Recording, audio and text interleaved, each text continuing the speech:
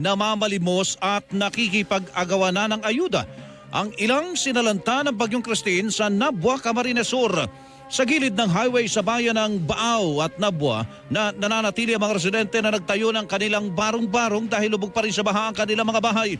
Dahil baha pa rin sa mga malaking bahagi ng Camarines Sur, sa mga bubong na ng gusali, ibinababa ng mga helicopter ng PNP Air Unit ang relief goods. Nakapaghatid na rin ang mga otoridad ng tulong sa mga isolated na barangay sa mga bayan ng Buhi, Kamaligan, Milaur, Baaw, Bula at Nabua.